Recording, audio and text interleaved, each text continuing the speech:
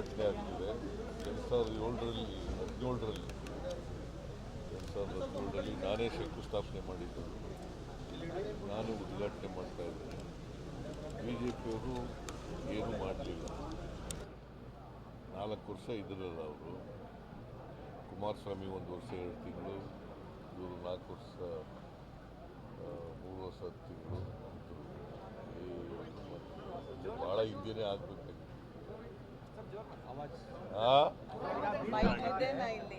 ಜೋರಾಗಿ ಕೇಳಬೇಕಾ? ನಿಮ್ಗೇನು ಕೇಳಿಸ್ತಾ ಇಲ್ವಾ?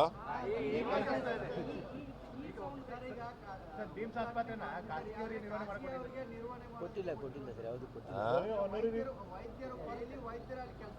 ಅಲ್ಲಿ ಫ್ರೀಯಾಗಿ ಮಾಡ್ತಾ ಇದ್ದಾರೆ ಅವರು.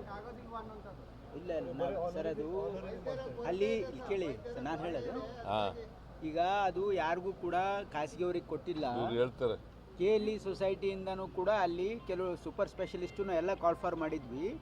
ನಮ್ಮಲ್ಲಿ ಬಂದಿರೋರು ಸುಮಾರು 11 ಜನ ಗೌರ್ಮೆಂಟಿಂದನೇ ಇದ್ದಾರೆ. ಯಾವ್ಯಾವ ಡಿಪಾರ್ಟ್ಮೆಂಟಿಂದ ಬಂದಿಲ್ಲ. KLE ಸಂಸ್ಥೆಯಿಂದ ಇಲ್ಲಿ ಆನರರಿಯಾಗಿ ಕೆಲಸ ಮಾಡ್ತಾ ಇದ್ದಾರೆ. ನಾವು ಅವ್ರ ನಿರ್ವಹಣೆ ಕೊಟ್ಟಿಲ್ಲ. ನೋ ಇಲ್ಲಿ ಯು ಆರ್ ನಾಟ್ ಅಂಡರ್ಸ್ಟ್ಯಾಂಡಿಂಗ್. ಇಲ್ಲಿ ನೀವು ಸರಿಯಾಗಿ ಕೇಳಿಸ್ಕೊಳ್ಳಿ. ನಾವೇನು ಹೇಳ್ತಾ ಇದ್ದೀವಿ ಅಂದರೆ ಅವರು ಫ್ರೀಯಾಗಿ ಬಂದು ಕೆಲಸ ಮಾಡ್ತಾ ಇದ್ದಾರೆ. ಏನೂ ಇಲ್ಲ, ಎಲ್ಲ ನಮ್ಮದೇ ನಿರ್ವಹಣೆ ಇದೆ. ಅವ್ರು ಯಾವ ಡಾಕ್ಟರ್ಸ್ ನಮ್ಗೆ ಜಾಯಿನ್ ಆಗಿಲ್ಲ. ಅವ್ರು ಜಾಯಿನ್ ಆಗೋವರೆಗೆ ಟೆಂಪರರಿಯಾಗಿ ನಮಗೆ ಸಪೋರ್ಟ್ ಮಾಡ್ತಾ ಇದ್ದಾರೆ ಅವರು. ಹಾಗಾಗಿ ಅವರು ಯಾರು ಅಲ್ಲಿ ಹಣ ತಗೊಳ್ತಾ ಇಲ್ಲ, ಯಾರು ಅವ್ರಿಗೆ ಏನು ಸಂಬಂಧ ಇಲ್ಲ. ಒಬ್ಬರು ಕೇಳಿಯಪ್ಪ, ಎಲ್ಲ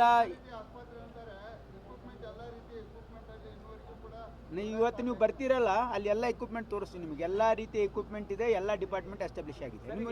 ನಿಮಗೆ ತೋರಿಸ್ತೀವಲ್ಲ, ಅಲ್ಲಿ ಬರ್ತೀರಲ್ಲ. ಬರ್ರಿ ಅಲ್ಲಿ.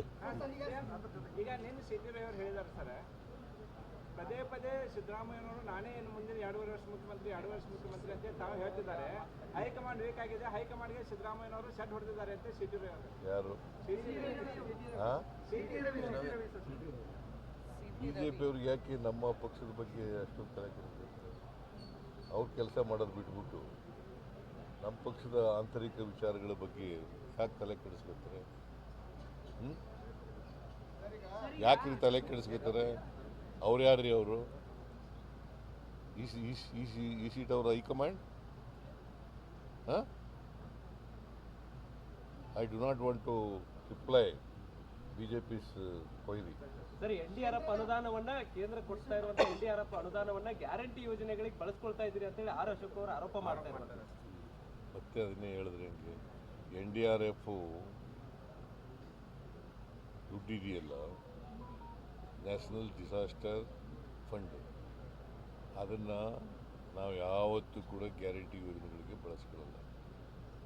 ಗ್ಯಾರಂಟಿ ಯೋಜನೆಗಳಿಗೆ ಅವರಿಗೆ ಒಂಥರ ಕಾಮಾಲೆ ರೋಗ ಇದ್ದಾಗೆ. ಅವರಿಗೆ ಗ್ಯಾರಂಟಿ ಯೋಜನೆಗಳು ಸಕ್ಸಸ್ ಆಗ್ಬಿಡ್ತಲ್ಲ. ಇಲ್ಲಿ ಕರ್ನಾಟಕದಲ್ಲಿ 2.5 ವರ್ಷದಿಂದ ಸಕ್ಸಸ್ ಆಗಿರ್ತಲ್ಲ, ಅದರಿಂದ ಅವರು ತಳಮಳ ಆಗ್ಬಿಟ್ಟಿದ್ದಾರೆ. ಸೊ ಹಾಗಾಗಿ ನಮ್ಮನ್ನು ಕಾಪಿ ಮಾಡ್ತಾ ಇದ್ದಾರೆ ಈಗ ಅವರು. ಬಿಹಾರದಲ್ಲಿ ಏನು ಮಾಡಿದ್ದಾರೆ, ದಿಲ್ಲಿನಲ್ಲಿ ಏನು ಮಾಡಿದ್ದಾರೆ, ರಾಜಸ್ಥಾನದಲ್ಲಿ ಏನು ಮಾಡಿದ್ದಾರೆ, ಮಧ್ಯಪ್ರದೇಶದಲ್ಲಿ ಏನು ಮಾಡಿದ್ದಾರೆ, ಮಹಾರಾಷ್ಟ್ರದಲ್ಲಿ ಏನು ಮಾಡಿದ್ದಾರೆ,